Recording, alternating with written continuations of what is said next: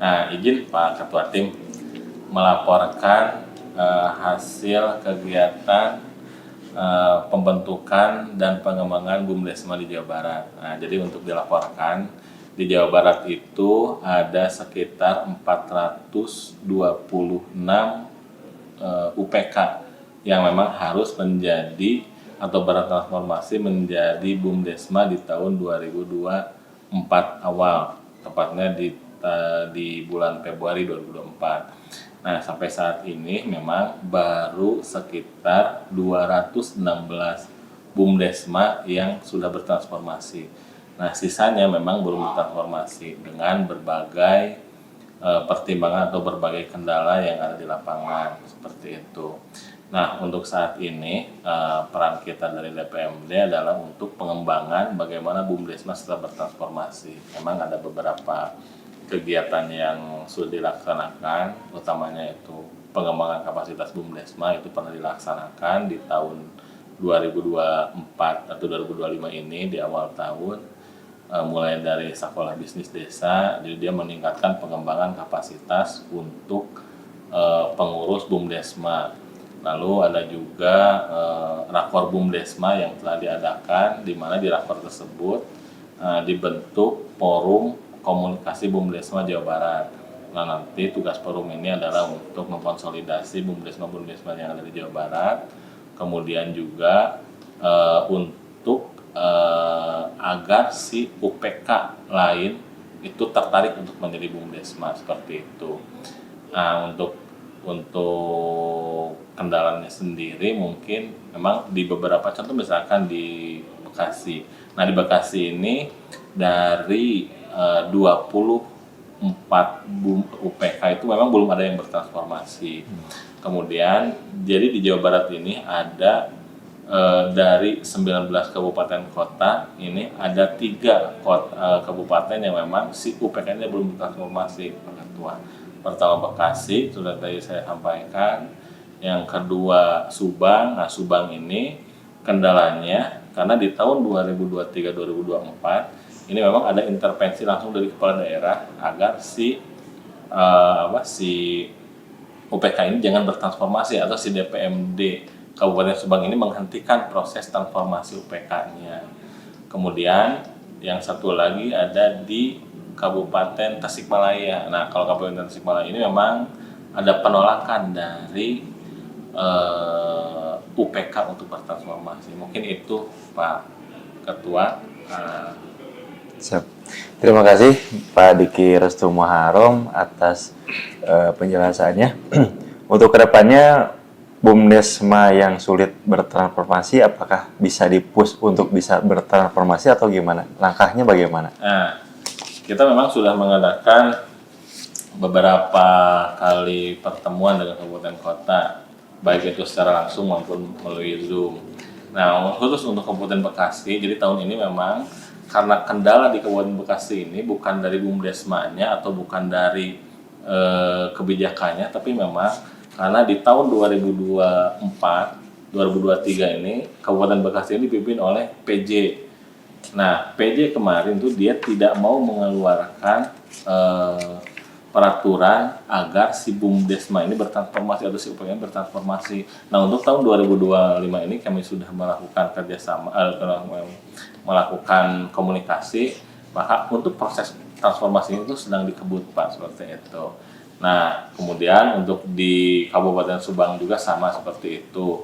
Jadi kita sudah melakukan komunikasi dengan DPMD-nya. Insya Allah untuk DPMD Subang itu nanti akan mendata BUMDesma mana saja yang akan UPK mana saja yang akan bertransformasi seperti itu. Nah, kemudian untuk di Kabupaten Tasik ini, Pak, yang mungkin akan sangat sulit. Kenapa sangat sulit? Karena di Kabupaten Tasik ini baik pemerintah daerahnya maupun juga dari BUMDesma-nya, mereka masih menunggu regulasi yang memang harus dikeluarkan oleh kementerian, dalam hal ini Kementerian Desa atau Kementerian Dalam Negeri seperti itu. Mungkin itu, Pak. Apakah yang sulit itu bisa kita beri surat untuk percepatan transformasi UPK menjadi BUMDesma? Kalau surat mungkin kita bisa Pak, karena kita juga sudah berkomunikasi dengan Kemendes juga akan mengeluarkan surat seperti itu. Nah kita nanti tinggal follow up aja surat yang dari Kemendes tersebut.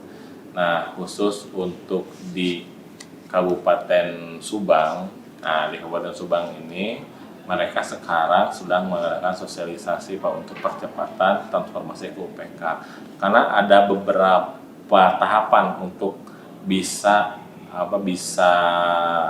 melaksanakan transformasi. Tahapan yang paling penting adalah adanya evaluasi keuangan dari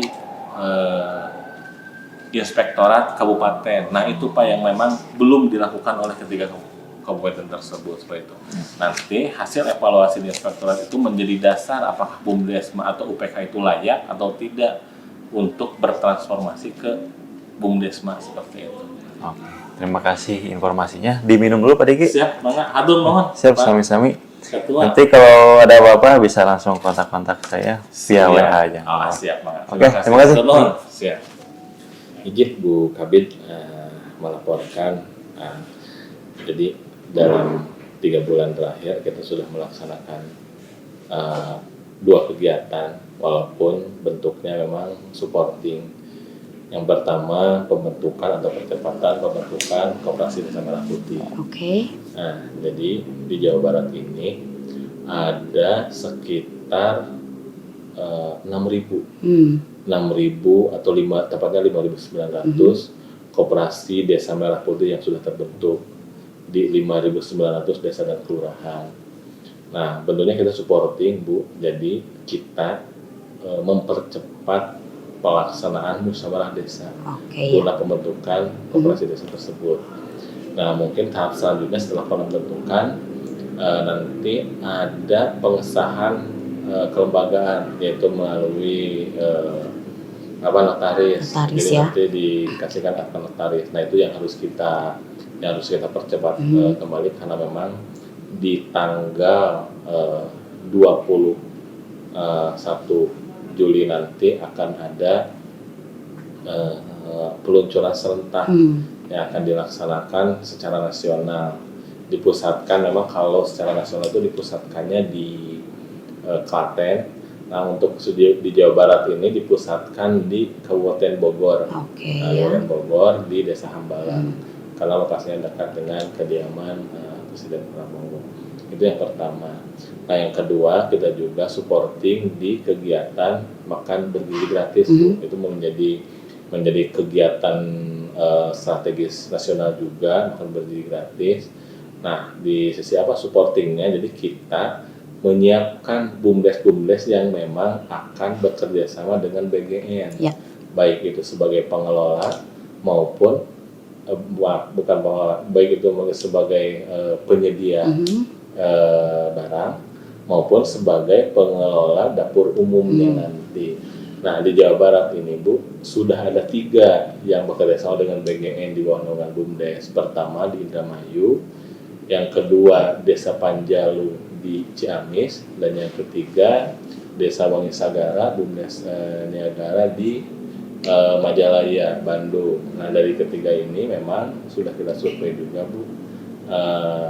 Kita juga sekarang sedang mendata BUMDes yang memang nantinya mereka akan atau mau untuk berpartisipasi atau membentuk kerjasama dengan BGN ini. Begitu Bu. Oke, ya untuk kedua program tersebut, apakah ada permasalahan yang sangat ini mempengaruhi atau bagaimana kondisinya?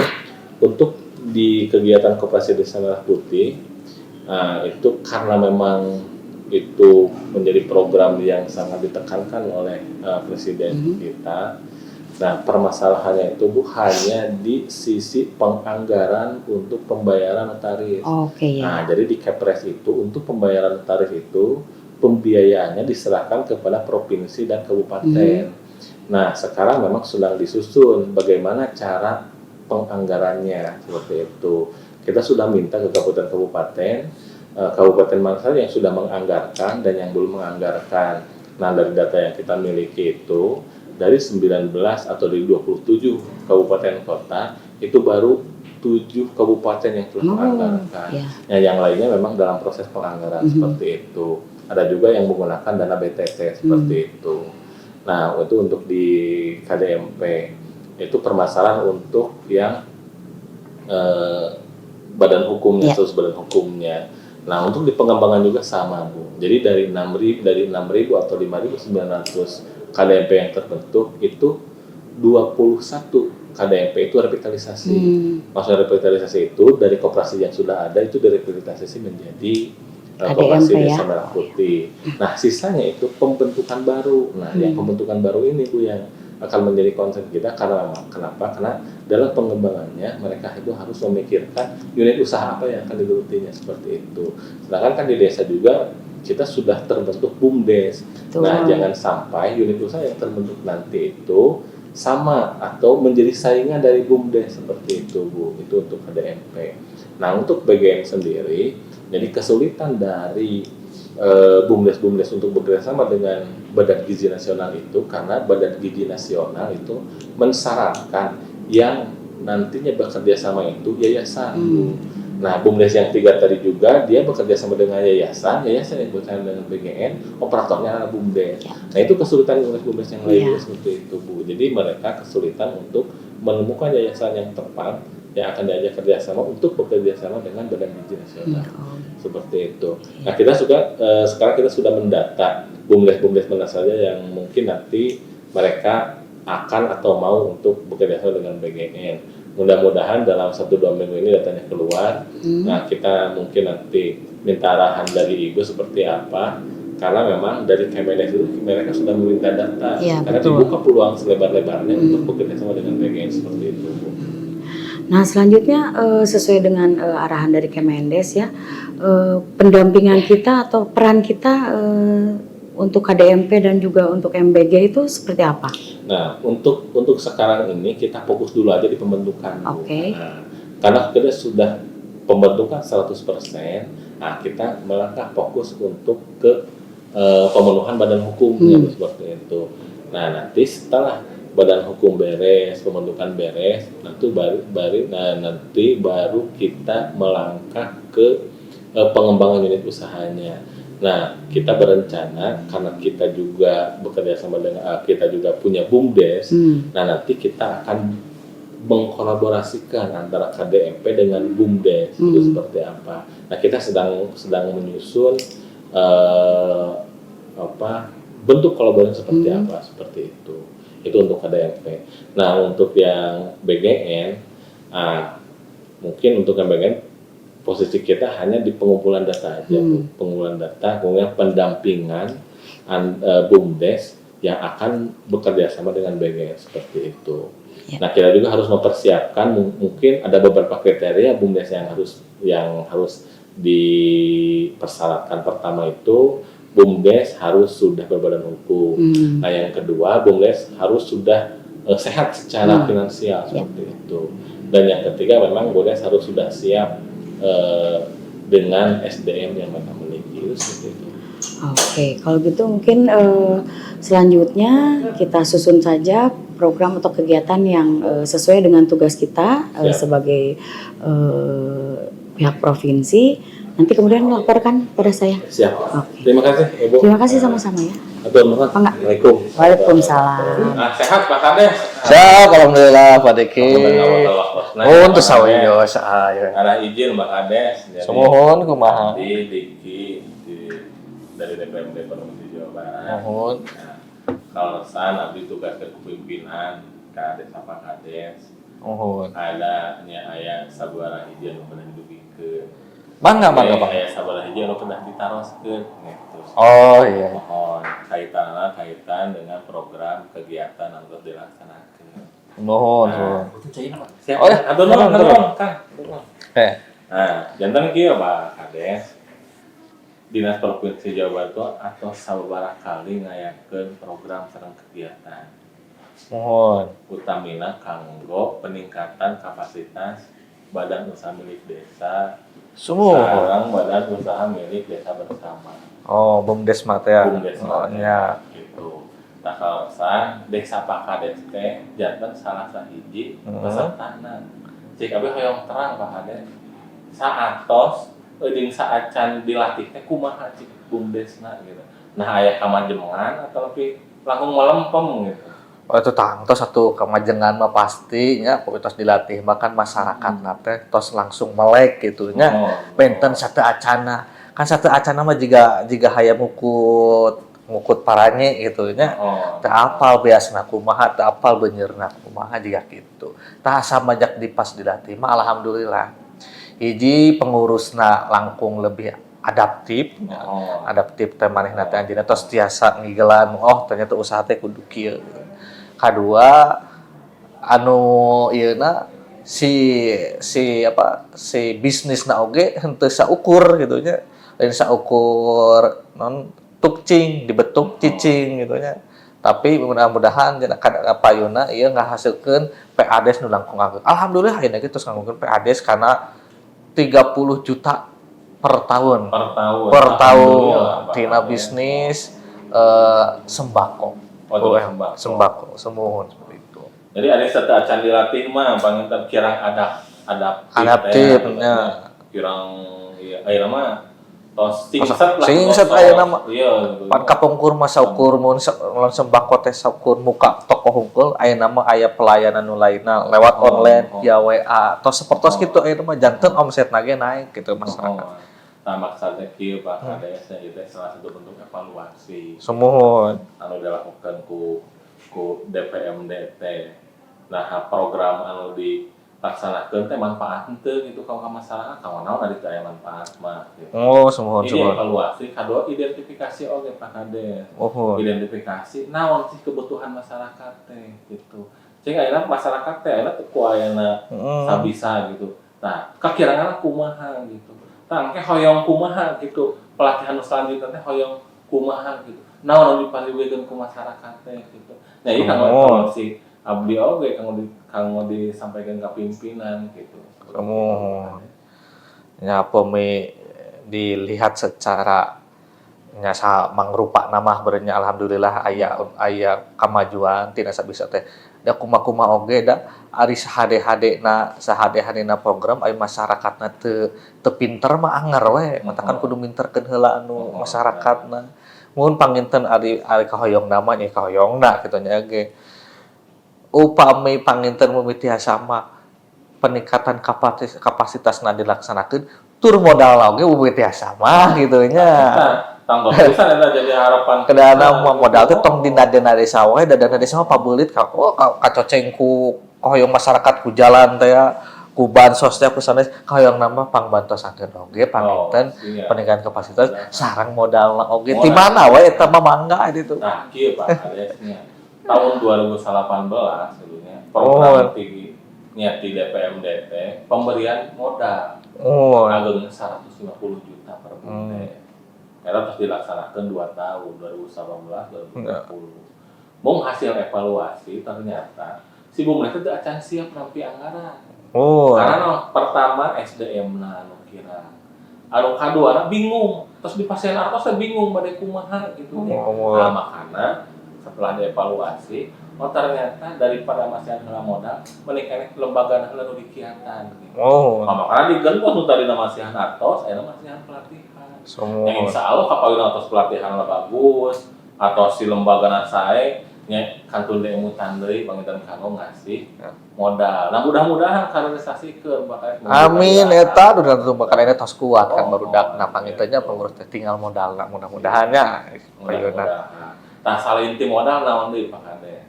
Contoh misalkan karena kemarin teh di Nusa Bisa teh aya 3 nu dilakukeun teh. Pertama di lapangan, pertama di ruangan biasa materi, hal itu pembukuan anak kumaha, pengembangan anak kumaha. Anu kaduana di lapangan, benchmarking. Jadi ku itu dicanak ninggal ka Bumdes yang berhasil gitu. Jadi supaya langkung semangat gitu si Bumdes. Tahun terakhirna temu bisnis, tadi ditepangkeun sareng pihak-pihak katilu bande kerjasama sareng Bumdes gitu. Ya mudah-mudahan aya nu narap gitu, aya nu nyantok gitu bahwa Bumdes Bapak di jadikan salah satu mitra bisnis di PHK tilu gitu. Tah salin eta naon deui cik anu kena jadi masukan. Nya eta anu ieu nama lamun upama misalna tadi modal teu acan aya tapi kapasitas teu aya naon sih nu katiluna nya eta tadi teh aya bisnis mah kan kudu bebarengan jejaring bisnis teh ngomongkeun bisnis kayak ngomongkeun dagangan gitu kan. Nah eta mental bisnisna ieu anu kudu misalna hese ngan jelema nu mental bisnis kieu teh nya. Nah eta kadoan eta anu sareng tina mental bisnis jejaringna oge na nu matakkeun. Nanti kapayuna insyaallah entrepreneurna disiapkeun. Nah, kitu mudah-mudahan. Ditambihan ku agim kamu mental sae. Upama teh asama eta tah ustad ieu tah ustad non Ustad Adi Hidayat gitu nya make dalil kagok ke ceramah gitu. Mun sakedap teh cai-cai acan teh. Izin Pak Sekdes nepangkeun Abdi Diki Pak di Siap, Pak. BPMD Provinsi Jawa Barat. Nah, maksud kedatangan ke sini kami pengen meminta beberapa data yang kami perlukan. Siap. Karena memang kami itu punya beberapa program. Salah satunya ada program Satwa Bisnis Desa atau Sabisa. Nah, jadi si program Sabisa ini dia itu melatih pengurus BUMDes atau peningkatan kapasitas pengurus BUMDes. Kemudian kita juga ada program BUMDes sebagai pusat distribusi. Nah, sama juga itu juga melatih peningkatan kapasitas pengurus BUMDes, di mana nanti si pengurus BUMDes ini akan kita berikan pemahaman atau berikan pelatihan. Selain di pelatihan juga nanti ada kunjungan ke lapangan atau juga benchmarking. Kemudian ada juga temu bisnis. Nah, temu bisnis ini mungkin nanti si BUMDes akan dipertemukan dengan pihak ketiga. Nah, sebelum melangkah ke sana kita perlu beberapa dukungan data Pak Sekdes. Utamanya data BUMDes di tiap-tiap daerah. Nah, sengaja saya ke sini itu untuk menanyakan bagaimana perkembangan BUMDes di desa Pak Sekdes ini. Mana Pak Sekdes? Siap, di desa abi mah paling BUMDes ayeuna menuju perkembangan ya Pak. Terus untuk unit usahana kan naon Kang BUMDes kan? Di abi warung sarang gas LPG mun. Oh, warung sarang gas LPG. Mun sakantenan si tadina. Atos modal dari desa ke BUMDes teh sabaraha per tahun ayeuna Kang? Modal penyertaan modal gitu. Penyertaan modal mah Di atas 200 atau di bawah 200? di bawah 200 sih Kang. Di bawah 200. Di bawah 200-an lah. Per tahun ayeuna mah banget. Namanya kan sasi Julinya Agustus. Nembe setengah tahun gitu. 200 juta. 200 di bawah. Kalau unit usaha anu tadi perdagangan Mohon gas LPG eta anu kinten nama gas dino gas kinten nama mohon rada saya mah mohon soalnya warung mah pasien PADes dah can pakai di tonton kapungkur gitu nya. Itu sabaraha tahun berdiri apa si BUMDes? Ti ayolah 2-3 tahunan lah. 3 tahun. Nah, selama 3 tahun itu sabaraha ngasilkeun atau masihan PADes ka desa PADes nama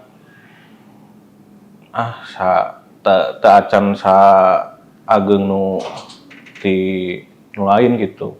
Masih di bawah aja lah gitu. Asal aya gitu. Kisaran 10 juta ya atau di bawah? Hampir sakituan Kang Mon. Nah, tong hariwang lah Pak Sekdesnya. Jadi memang BUMDes ieu teh Pak Sekdes aya 2 fungsi. Anu pertama fungsi profit, anu kedua fungsi benefit. Nah, fungsi profit memang BUMDes diusahakan untuk mendatangkan keuntungan sebanyak-banyaknya. Nah, walaupun di sisi profit book sekarang masih kurang, ada di sisi benefitnya. Nah, benefit ini jadi diharapkan BUMDes ini memberikan manfaat kepada masyarakat sekitar. Nah, upami ditinggal begini kalau perdagangan,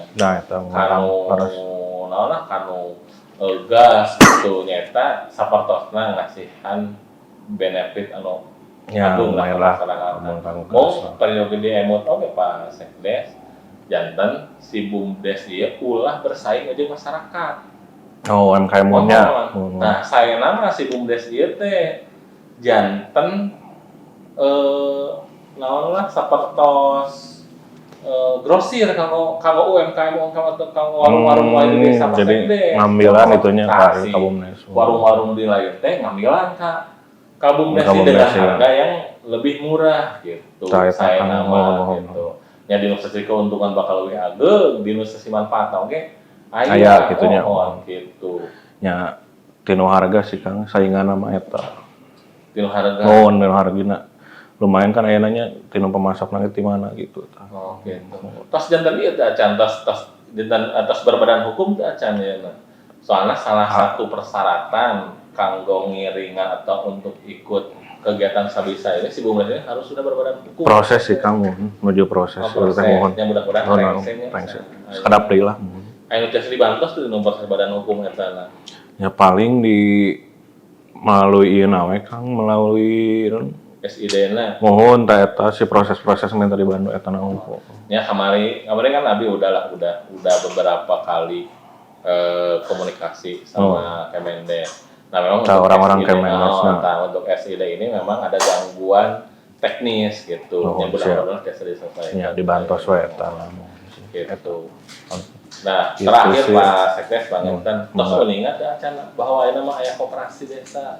Tah di nu koperasi teh kumaha tah sareng DPMD atau sareng BUMDes memang untuk koperasi desa, nah Mohon. abdi teh hoyong dikolaborasikeun mohon antara BUMDes sareng koperasi desa kanggo nanti di desana seperti itu. nya sami teu sareng BUMDes atau Benten. oh benten. Benten.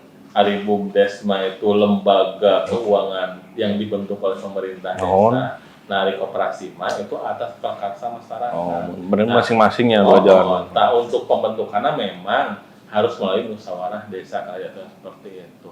Ya kalau Siap. melalui koperasi Mohon mah. mangga eta Nah, lah. misalkan nanti si pengurus BUMDes naku abdi diajakan ngiringan kegiatan sabika teh sawieu Pak Sekdes. Mangga sabar eta mah. Siap atuh. Atur nuhun Pak Sekdes. Siap. Waktosna. Mangga Pak. Siap. Assalamualaikum warahmatullahi wabarakatuh. Mohon izin Bapak dan Ibu untuk meluangkan waktu sebentar. Mungkin kita akan sharing perihal pencegahan tindak korupsi di lingkungan ASN. Korupsi ini memang Indonesia ini sekarang lagi disorot tentang korupsinya di luar negeri. Jadi berdasarkan laporan OCCRP, Indonesia itu menjadi salah satu negara terkorup di dunia. Nah, itu yang membuat kita miris. Nah, kemudian, apa itu korupsi Bapak dan Ibu? Nah, ini adalah korupsi kalau dalam pengertiannya adalah rusak, membusuk, menggoyahkan, kemudian memutarbalikkan, lalu menyogok. Nah, berdasarkan KBBI, korupsi adalah penyelewengan atau penyalahgunaan uang negara, perusahaan, organisasi, yayasan, dan lain sebagai keuntungan untuk keuntungan pribadi atau orang lain. Yang lagi ramai kan sekarang kasus Tom Lembong, Bapak dan Ibu. Dia tidak mengambil uang sepeser pun, tapi berdasarkan pertimbangan dari jaksa yang kita tidak tahu kebenarannya, mereka itu Tom Lembong divonis karena membuat orang lain menjadi kaya seperti itu. Itu untuk kasus Tom Lembong. Kemudian berdasarkan pasal-pasal tersebut, korupsi dirumuskan menjadi dalam 3 bentuk jenis korupsi. Di antaranya pertama itu adalah perbuatan melawan hukum terkait penyalahgunaan wewenang dan jabatan. Nah, di lingkungan ASN ini banyak sekali Bapak dan Ibu. Jadi korupsi itu dikatakan korupsi kalau pertama itu terjadi kerugian keuangan negara. Yang kedua terjadi suap menyuap. Yang ketiga gratifikasi. Lalu ada juga perbuatan curang. Perbuatan curang juga masuk ke dalam tindak korupsi. Kemudian ada pemerasan dalam jabatan. Nah, misalkan Bapak dan Ibu, misalkan pengen menduduki jabatan, harus menyetorkan uang sejumlah uang. Lah itu bentuk korupsi seperti itu. Jangan ya Bapak dan Ibu. Yang ketiga selanjutnya adalah penggelapan dalam jabatan. Nah, ini banyak sekali ini dilakukan mungkin di kita, mungkin tidaklah di dinas kita mah mungkin ya.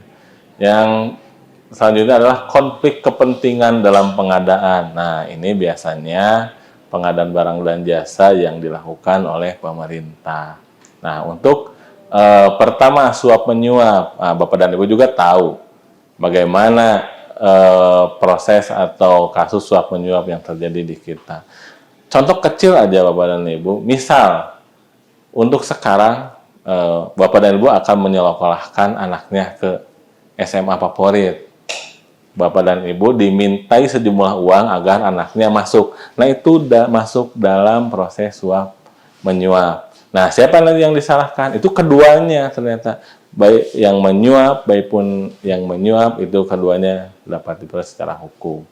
Nah, selanjutnya adalah ada gratifikasi. Apa itu gratifikasi? Gratifikasi itu adalah memberikan hadiah di luar kewajaran atau memberikan hadiah dengan meminta sesuatu atau dengan maksud sesuatu. Contoh misalkan Pak Diki memberikan hadiah kepada pimpinan yang nilainya lumayan tinggi guna agar Pak Diki dapat dipromosikan. Itu salah satu contoh gratifikasi, itu contoh ya Pak Diki Patwal.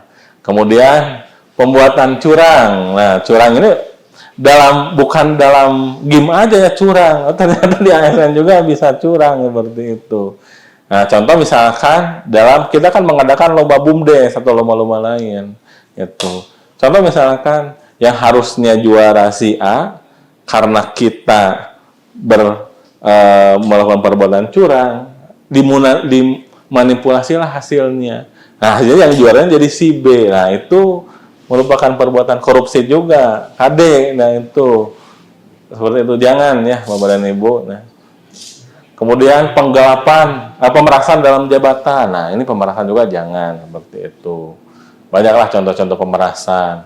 Lalu penggelapan dalam jabatan. Nah, ini banyak. Nah, yang paling terakhir ini konflik kepentingan dalam pengadaan. Inilah yang sering terjadi di ASN seperti ini. Misalkan pengadaan ditunjuk salah satu vendor yang sudah kenal, siapapun itu, seperti itu jangan ya Bapak dan Ibu.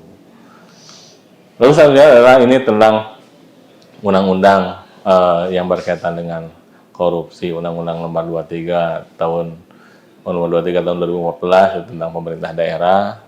Kemudian Undang-Undang Nomor 6 tentang desa, ada juga korupsinya, lalu peraturan pemerintah, dan banyak lagi peraturan-peraturan yang lain.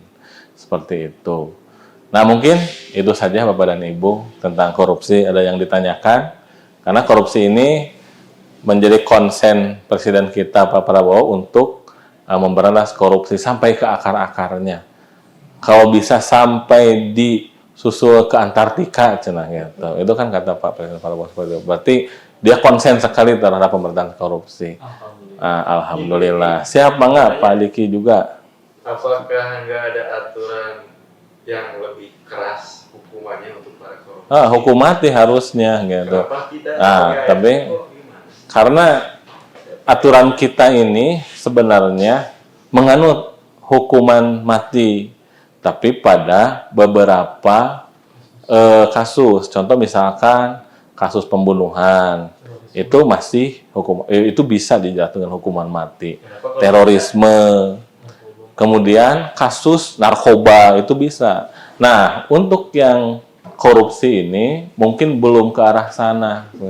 Karena kalau mungkin korupsi ini ditegakkan hukuman mati, itu 25% mungkinnya Jadi Pak, dari kita kan akan kalau korupsi kena. merugikan seluruh masyarakat Indonesia. Betul.